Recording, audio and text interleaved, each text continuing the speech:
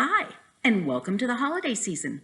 My name is Annette Dubrouillet, and today I'm going to begin to read a very famous Christmas story called A Christmas Carol by Charles Dickens. Charles Dickens actually wrote this story in 1843. Now that is almost 180 years ago. That's probably older than you. It's even older than I am. But it's a very famous story. It's been made into movies, there's videos, lots of readings. Sometimes when people read it, they don't read the whole thing, but I am going to be reading the whole thing. And we're going to start today on my Nook with the preface.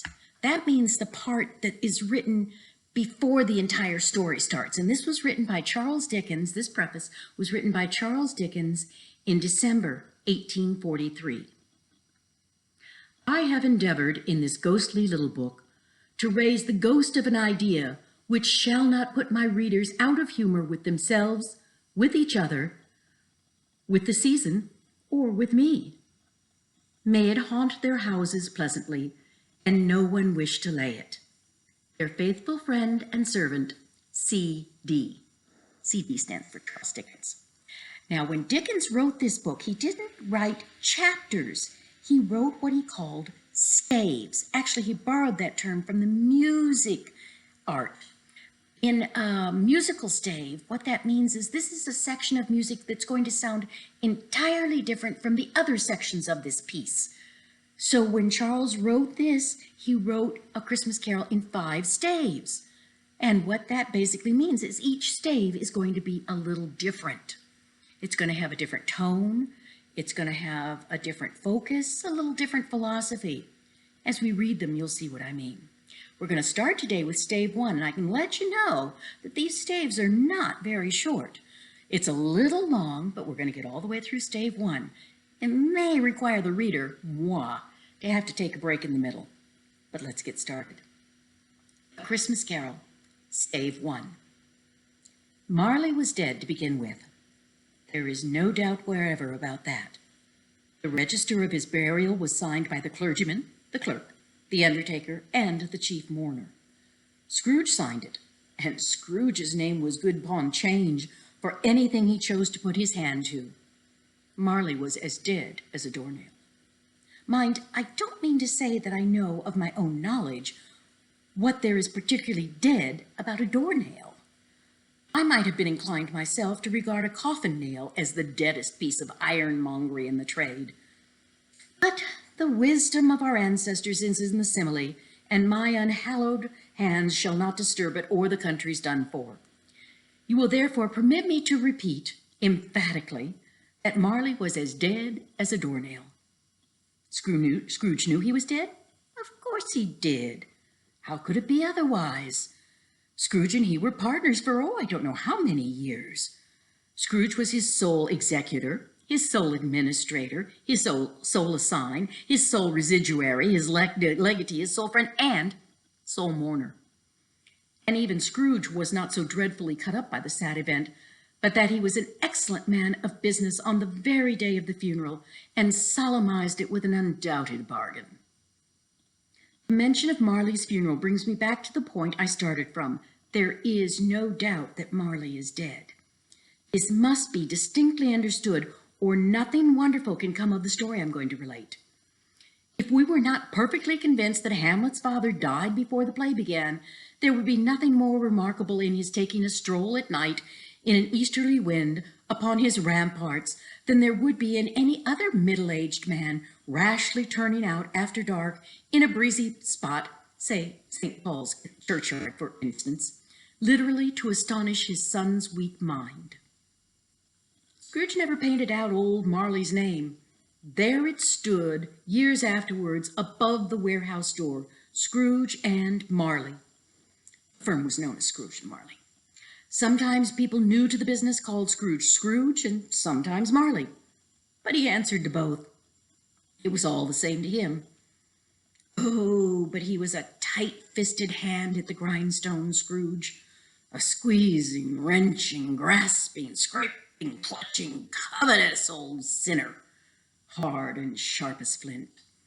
from which no steel had ever struck out generous light, secret and self-contained and solitary as an oyster. The cold within him froze his features, nipped his pointed nose, shriveled his cheeks, stiffened his gait, made his eyes red, his thin lips blue, and spoke out shrewdly in his grating voice. A frosty rime was on his head and on his eyebrows and his wiry chin. He carried his own low temperature always about him. He iced his office in the dog days of summer, and he didn't thaw 1 degree at Christmas. External heat and cold had little effect or influence on Scrooge. No warmth could warm, no wintry weather chill him. No wind that blew was bitterer than he. No falling snow was more intent upon its purpose. No pelting rain less open to entreaty. Foul weather didn't know where to have him. The heaviest rain and snow and hail and sleet could boast of the advantage of him only in one respect. They often came down handsomely, and Scrooge never did. Nobody ever stopped him in the street with gladsome looks. "My dear Scrooge, how are you? When will you come to see me?" No beggars implored him to bestow a trifle. No children asked him what it was o'clock. No man or woman ever once in all his life inquired the way to such and such a place of Scrooge. Even the blind men's dogs appeared to know him, and when they saw him coming on, they would tug their owners into doorways and up courts, and then they would wag their tails as though to say, "No eye at all is better than an evil eye, dark master." But what did Scrooge care? It was the very thing he liked, to edge his way along the crowded paths of life, warning all human sympathy to keep its distance, and what the knowing ones called nuts to Scrooge. Upon a time, of all the good days in the year, on Christmas Eve, old Scrooge sat busy in his counting house.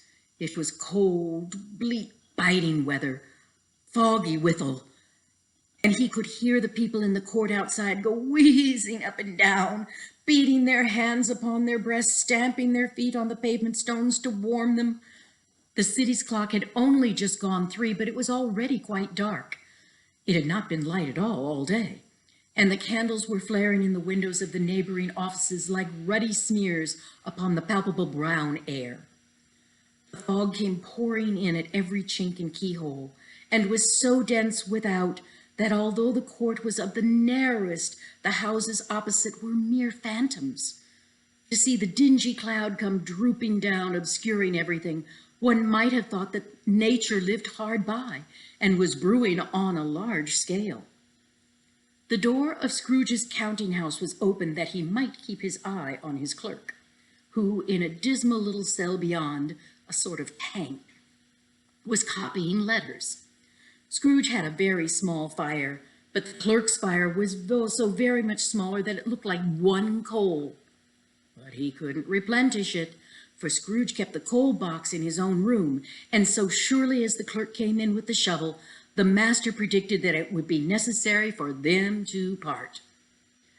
Wherefore the clerk put on his white comforter and tried to warm himself at the candle, in which effort, not being a man of strong imagination, he failed. "A Merry Christmas! God save you!" cried a cheerful voice. It was the voice of Scrooge's nephew, who came upon him so quickly that this was the first intimation he had of his approach. "Bah! Humbug!" said Scrooge. He had so heated himself with rapid walking in the fog and frost, this nephew of Scrooge, that he was all in a glow, and his face was ruddy and handsome. His eyes sparkled, and his breath smoked again. "Christmas a humbug, uncle," said Scrooge's nephew. "You don't mean that, I'm sure." "I do," said Scrooge. "Merry Christmas! What right have you to be merry? What reason have you to be merry? You're poor enough." "Come then," returned the nephew gaily. "What right have you to be dismal? What reason have you to be morose? You're rich enough." Scrooge, having no better answer ready on the spur of the moment, said "Bah!" again, and followed up with "Humbug!" "Don't be cross, uncle," said the nephew. "What else can I be?" returned the uncle, when I live in such a world of fools as this. Merry Christmas. Out upon Merry Christmas. What's Christmas time to you but a time for paying bills without money, a time for finding yourself a year older but not an hour richer, a time for balancing your books and having every item in 'em through a round dozen of months presented dead against you. If I could work my will, said Scrooge indignantly, every idiot who goes about with Merry Christmas on his lips should be boiled with his own pudding and buried with a stake of holly in his heart. He should. Uncle, pleaded the nephew. Nephew, returned the uncle, keep Christmas in your way and let me keep it in mine. Keep it, repeated Scrooge's uncle, but you don't keep it. Let me leave it alone then, said Scrooge. Much good may it ever do you. Much good has it ever done you. There are many things from which I might have derived good, by which I have not profited. I dare say, returned the nephew, Christmas among the rest. But I am sure I have always thought of Christmas time, when it has come round, apart from the veneration due to its sacred name and origin, if anything belonging to it can be apart from that, as a good time, a kind, forgiving, charitable, pleasant time, the only time I know of in the long calendar of the year when men and women seem by one consent to open their shut-up hearts freely and to think of people below them as they were really fellow passengers to the grave and not another race of creatures bound on other journeys. And therefore, uncle, though it has never put a scrap of gold or silver in my pocket, I believe it has done me good and will do me good, and I say God bless it. The clerk in the tank involuntarily applauded. Becoming immediately sensible of the impropriety, he poked the fire and extinguished the last frail spark forever. Let me hear you another sound from you, said Scrooge, and you'll keep Christmas by losing your position. You're quite a powerful speaker, sir, he added, turning to his nephew. I wonder you don't go into Parliament. Don't be angry, uncle. Come dine with us tomorrow. Scrooge said that he would see him. Yes, indeed he did. He went the whole length of the expression and said that he would see him in that extremity first. But why? Said Scrooge's nephew. Why? Why did you get married? Said Scrooge. Because I fell in love. Because you fell in love, growled Scrooge, as if that were the only thing in the world more ridiculous than a Merry Christmas. Good afternoon. Nay, uncle, but you never came to see me before that happened. Why give it as a reason for not coming now? Good afternoon, said Scrooge. I want nothing from you. I ask nothing of you. Why cannot we be friends? Good afternoon. I am sorry with all my heart to find you so resolute.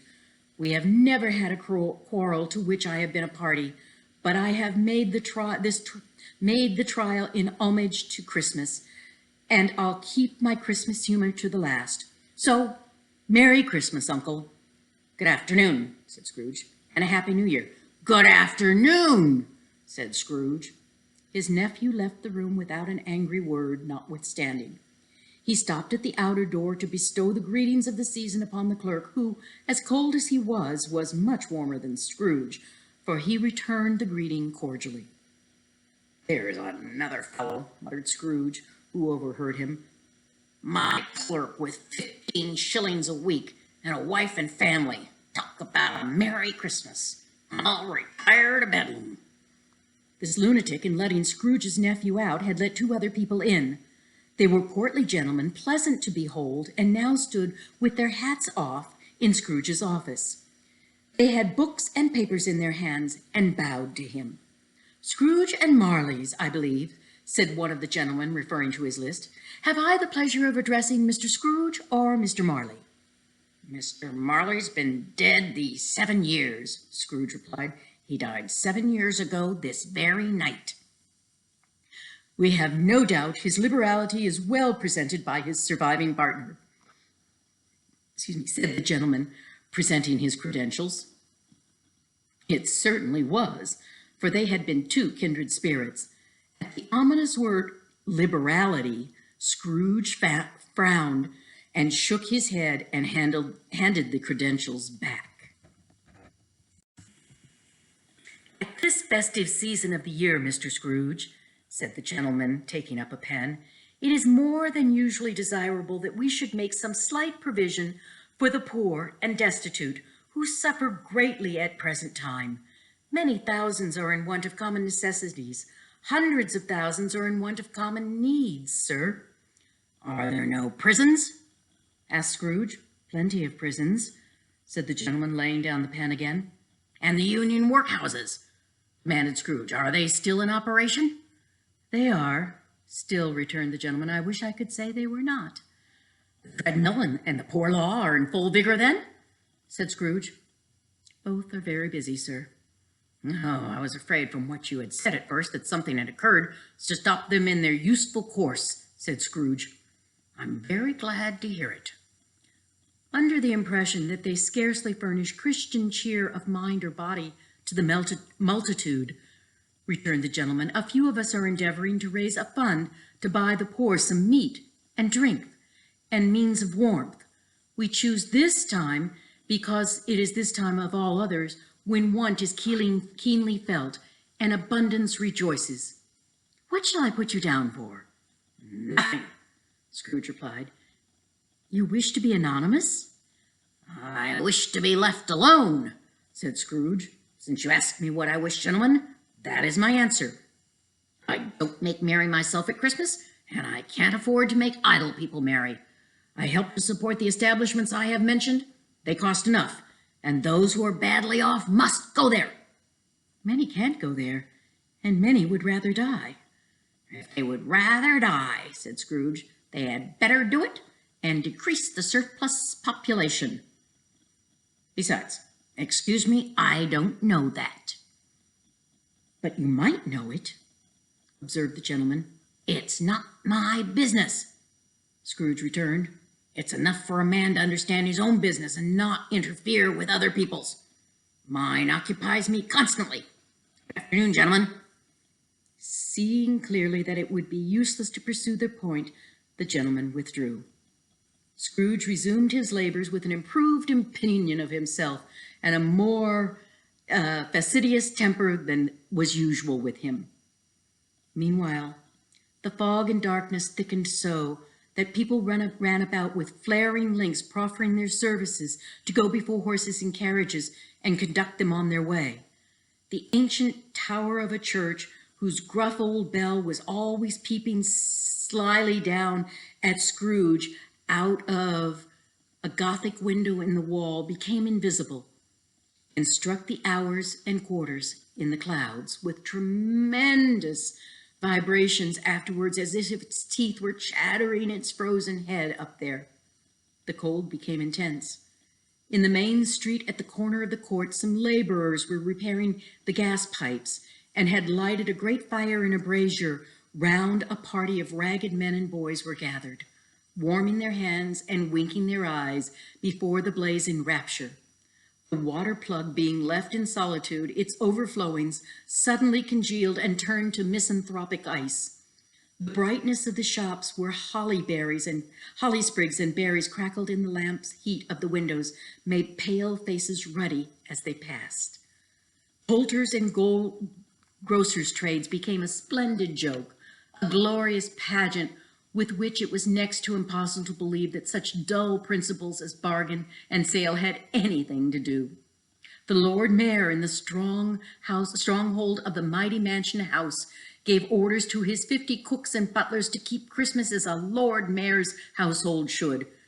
And even the little tailor, who had been fined 5 shillings on the previous Monday for being drunk and bloodthirsty in the streets, stirred up tomorrow's pudding in his garret, while his lean wife and baby sallied out to buy the beef. Foggier yet, and colder, piercing, searching, biting cold. If the good St. Dunstan had but nipped the evil spirit's nose with that touch of such weather as that, instead of using his familiar weapons, then indeed he would have roared to lusty purpose. The owner of one scant nose, gnawed and mumbled by the hungry cold as bones are gnawed by dogs, stooped down at Scrooge's keyhole to regale him with a Christmas carol. But at the first sign of "God bless ye, merry gentlemen, may nothing you dismay," Scrooge seized the ruler with such energy of action that the singer fled in terror, leaving the keyhole to the fog and even more congenial frost. At length the hour of shutting up the counting-house arrived. With an ill will, Scrooge dismounted from his stool and admitted the fact to the expectant clerk in the tank, who instantly snuffed out his candle and put his hat on. "You'll want all day tomorrow, I suppose," said Scrooge. "If it's quite convenient, sir." "It's not convenient," said Scrooge, "and it's not fair. If I was to stop you half a crown for it, you'd think yourself ill-used, I'd be bound." The clerk smiled faintly. "And yet," said Scrooge, "you don't think me ill-used when I pay a day's wages for no work." The clerk observed that it was only once a year. "A poor excuse for picking a man's pocket every 25th of December," said Scrooge, buttoning his greatcoat to the chin. "But I suppose you must have the whole day. Be here all the earlier the next morning." The clerk promised that he would, and Scrooge walked out with a growl. The office was closed in a twinkling, and the clerk, with the long ends of his white comforter dangling below his waist, for he boasted no greatcoat, went down a slide on Cornhill at the end of the lane of boys 20 times in order of it being Christmas Eve, and then ran home to Camden Town as hard as he could pelt to play at Blind Man's Bluff. Scrooge took his melancholy dinner in his usual melancholy tavern, and having read all the newspapers and beguiled the rest of the evening with his banker's books, went home to bed. He lived in chambers which had once belonged to his deceased partner. They were a gloomy suite of rooms, with a lowering pile of building up a yard where it had so little business to be that one could scarcely help fancying that it must have run there when it was a young house, playing hide and seek with other houses, and forgotten its way out. It was old enough now, and dreary enough, for nobody lived in it but Scrooge, the other rooms being all let out as offices. The yard was so dark that even Scrooge, who knew its every stone, was fain to grope with his hands. The fog and the frost so hung about the black old gateway of the house that it seemed as if the genius of the weather sat in mournful meditation on the threshold. Now it is a fact that there was nothing at all particular about the knocker on the door, except that it was very large. It's also a fact that Scrooge had seen it night and morning during his whole residence in that place. Also that Scrooge has as little of what could be called fancy about him as any man in the city of London, even including, which is a bold word, the corporation, aldermen, and the livery. Let it also be borne in mind that Scrooge had not bestowed one thought upon Marley since his last mention of his 7 years dead partner that afternoon. And then let any man explain to me, if he can, how it happened that Scrooge, having his key in the lock of the door, saw the knocker without its undergoing any intermediate process of change, not a knocker, but Marley's face. Marley's face.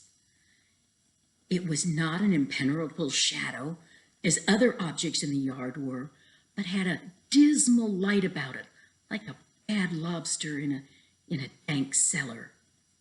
It was not angry or ferocious, but looked at Scrooge as Marley used to look, with ghostly spectacles turned up on its ghostly forehead. The hair was curiously stirred as if by breath or hot air. And though the eyes were wide open, they were perfectly motionless. That and its livid color made it horrible. But its horror seemed to be in spite of the face and beyond its control, rather than a part of its own expression. As Scrooge looked fixedly at this phenomenon, it was a knocker again. To say that he was not startled, or that his blood was not conscious of a terrible sensation to which it had been a stranger from infancy, would be untrue. He put his hand upon the key he had relinquished, turned it sturdily, walked in, and lighted his candle. He did pause with a moment's irresolution before he shut the door, and he did look cautiously behind it first, as if he half expected to be terrified with the sight of Marley's pigtail sticking out into the hall. But there was nothing on the back of the door except the screws and nuts that held the knocker on. So he said, "Pooh, pooh," and closed it with a bang. The sound resounded through the house like thunder. Every room above and every cask in the wine merchant's cellar below appeared to have a separate peal of echoes of its own. Scrooge was not a man to be frightened by echoes. He fastened the door, walked across the hall, and up the stairs slowly, trimming his candle as he went. You may talk vaguely about driving a coach and six up a good old flight of stairs or through a bad young act of Parliament, but I mean to say you might have got a hearse up that staircase and taken it broadwise with the splinter bar towards the wall and the door towards the balustrades, and done it easily. There was plenty of width for that, and room to spare, which is perhaps the reason why Scrooge thought he saw a locomotive hearse going on before him in the gloom.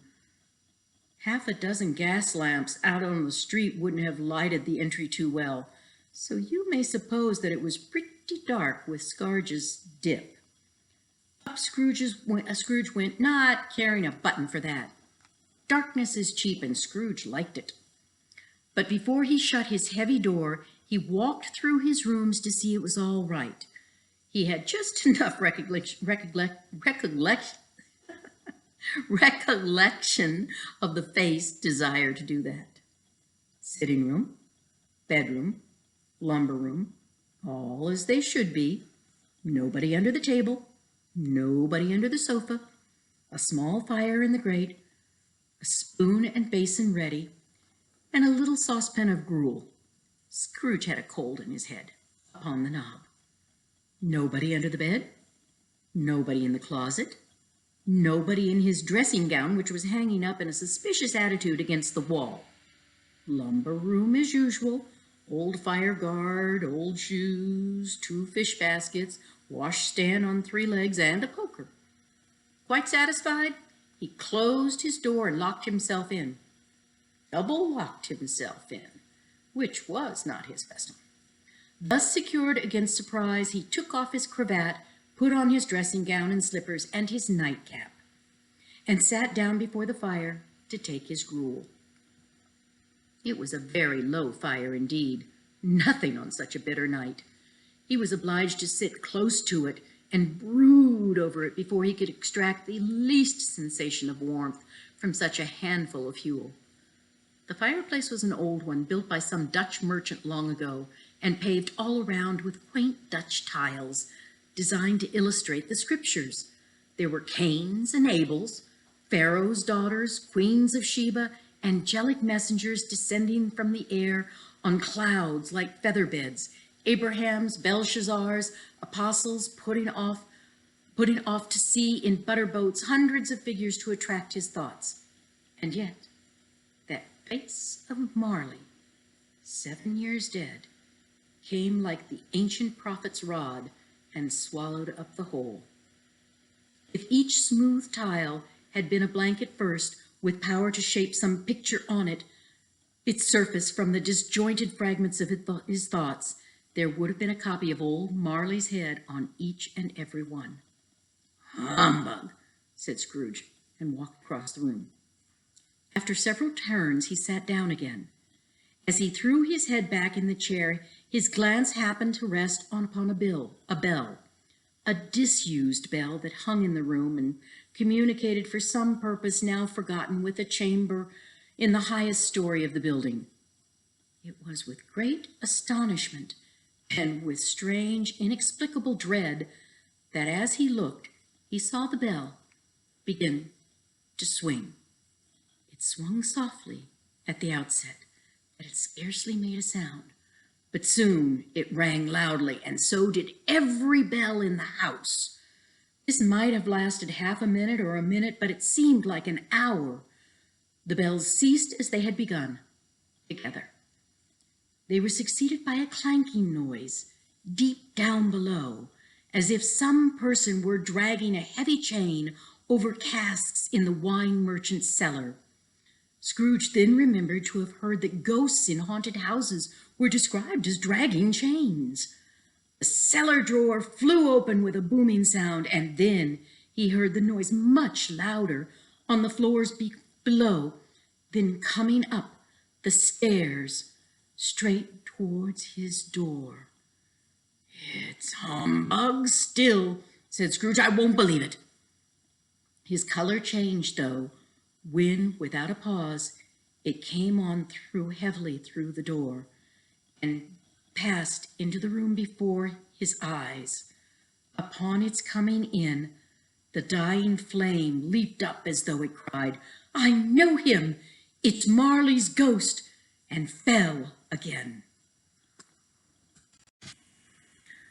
The same face, the very same Marley in his pigtail, usual waistcoat, coat, tights, and boots. The tassel on the latter bristling like his pigtail, and his coat skirts and the hair upon his head. The chain he drew was clasped about his middle.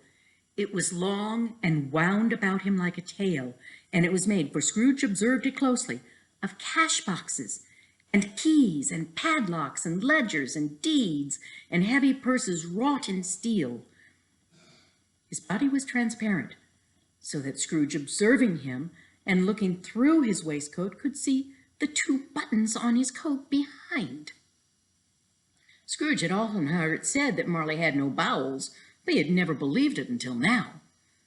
No, nor did he believe it even now, though he looked a phantom through and through, and saw it standing before him, and though he felt the chilling influence of its dead cold eyes, and marked the very texture of the folded kerchief bound about his head and chin, which wrapper he had not observed before, he was still incredulous, and fought against his senses. "How now?" said Scrooge, caustic and cold as ever. "What do you want with me?" "Much." Marley's voice, no doubt about it. "Who are you?" "Ask me who I was." "Who were you, then?" said Scrooge, raising a voice. "You're particular, for a shade." He was going to say "to a shade," but substituted this as more appropriate. "In my life, I was your partner, Jacob Marley." "Can you sit down?" asked Scrooge, looking doubtfully at him. "I can." "Do it, then." Scrooge asked the question because he didn't know whether a ghost so transparent might find himself in a condition to take a chair, and felt that in the event of it being impossible, it might involve the necessity of an embarrassing explanation. But the ghost sat down on the opposite side of the fireplace as if he were quite used to it. "You don't believe in me," observed the ghost. "I don't," said Scrooge. "What evidence would you have of my reality beyond that of your own senses?" "I don't know," said Scrooge. "Why do you doubt your senses?" "Because," said Scrooge, little things affect him. A slight disorder of the stomach makes them cheat. You might be an undigested bit of beef, or a plot of mustard, or a crumb of cheese, a fragment of underdone potato. There's more of gravy than the grave about you, whatever you are." Scrooge was not much in the habit of cracking jokes, nor did he feel in his heart by any means waggish then. The truth is that he tried to be smart as a means of distracting his own attention and keeping down his terror. For the spectre's voice disturbed the very marrow in his bones. To sit staring at those fixed, glazed eyes in silence for a moment would play, Scrooge felt, the very deuce with him. There was something very awful about it, too, in the spectre's being provided with an infernal atmosphere of its own. Scrooge could not feel himself, but this was clearly the case, for though the ghost sat perfectly motionless, its hair and skirts and tassels were still agitated as if from hot vapors from a hot oven. "You see this toothpick?"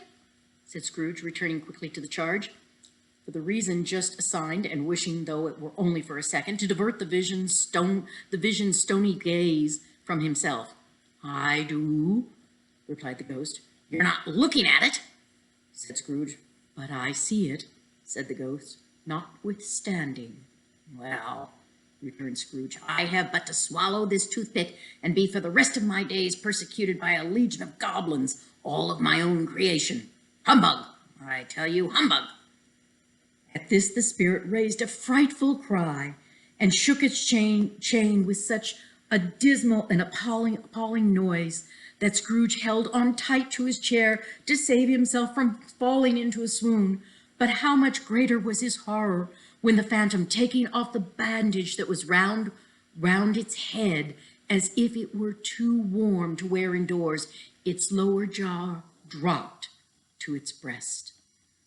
Scrooge fell on his knees and clasped his hand before his face. "Mercy!" he said. "Dreadful apparition, why do you trouble me?"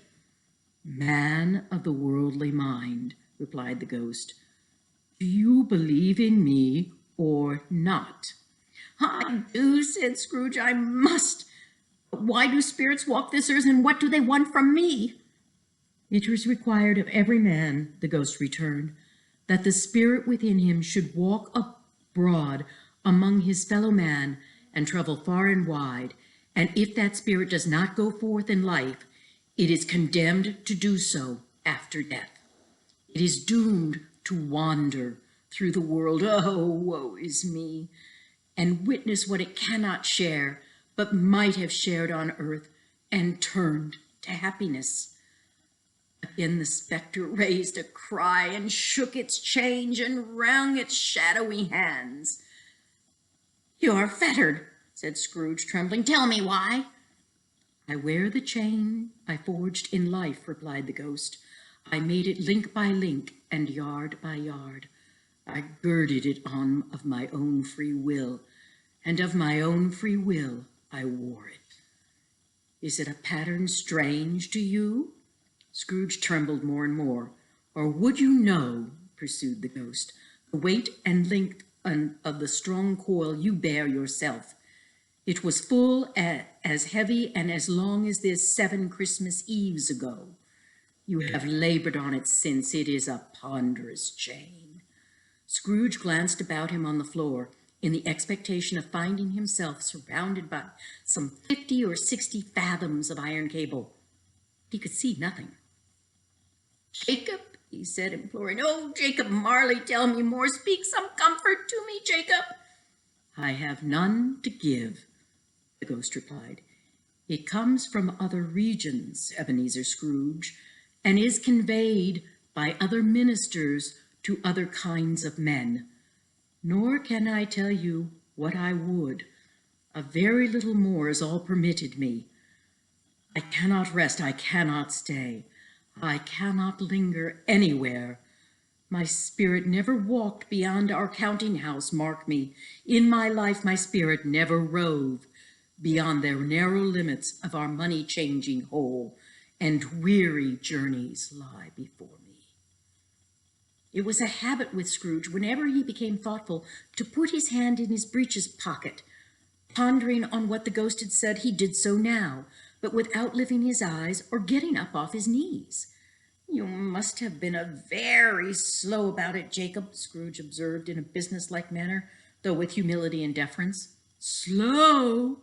the ghost repeated. 7 years dead," mused Scrooge, "and traveling all the time?" "The whole time," said the ghost. "No rest, no peace, incessant torture of remorse." "You travel fast?" said Scrooge. "On the wings of the wind," replied the ghost.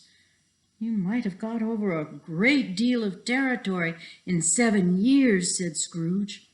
The ghost, on hearing this, set up another cry and clanked his chain so hideously in the dead silence of the night that the ward would have been justified in indicting it for a nuisance.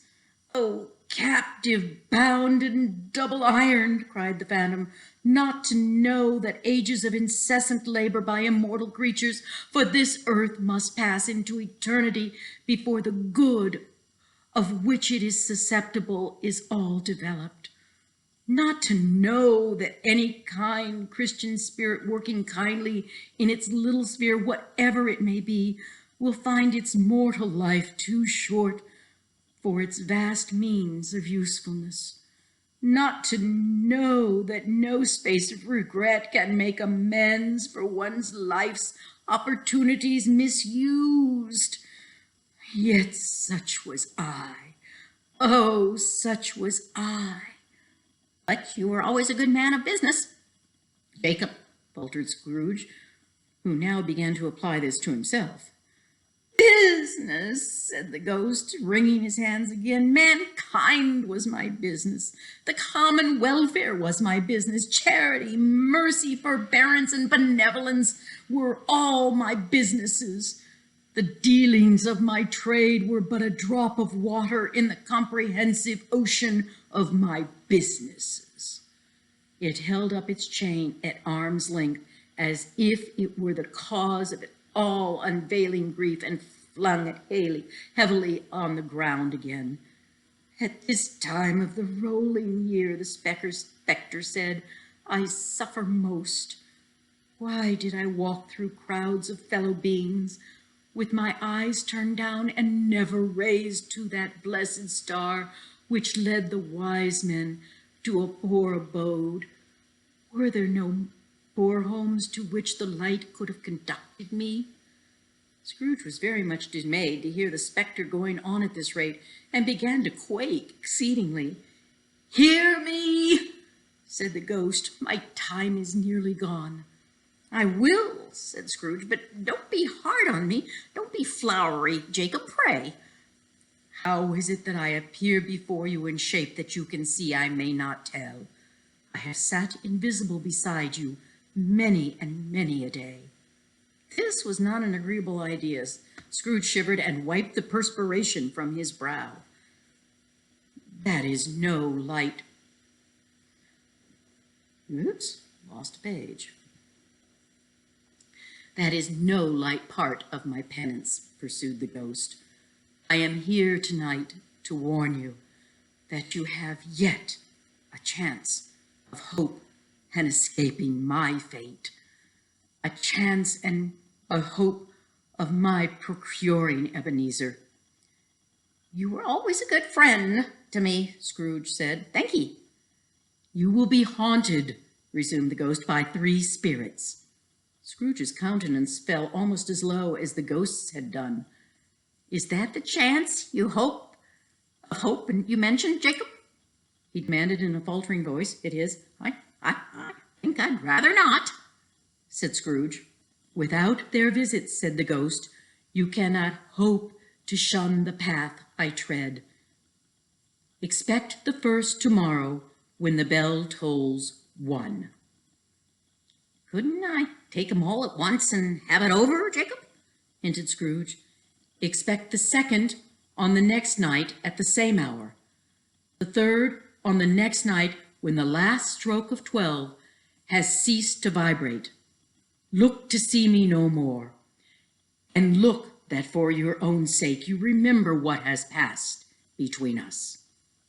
When he had said these words, the spectre took up the wrapper from the table and bound its head as before. Scrooge knew this by the smart sound its teeth made when the jaws were brought together by the bandage. He ventured to raise his eyes again and found the supernatural visitor confronting him in an erect attitude, with its chain round over and about its arm. The apparition backed away from him, and at every step it took, the window raised itself a little, so that when the spectre reached it, it was wide open. It beckoned Scrooge to approach, which he did. When they were within 2 paces of each other, Marley's ghost held its hand up, warning him to come no nearer. Scrooge stopped. Not so much as in obedience as in surprise and fear, for on the raising of the hand he became sensible of confused noises in the air, Incoherent sounds and lamentations and regret, wailings inexpressibly sorrowful and self-accusatory. The spectre, after listening for a moment, joined in the mournful dirge and floated out upon the bleak night. Scrooge followed to the window. Desperate in his curiosity, he looked out.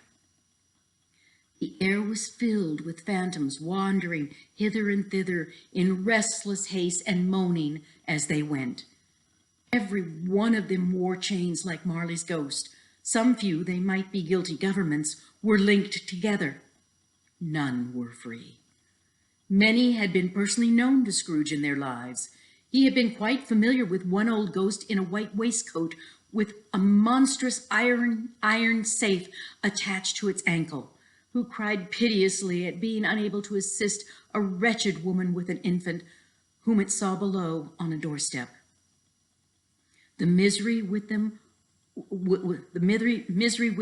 all was clearly that they sought to interfere for good in human matters and had lost the power forever.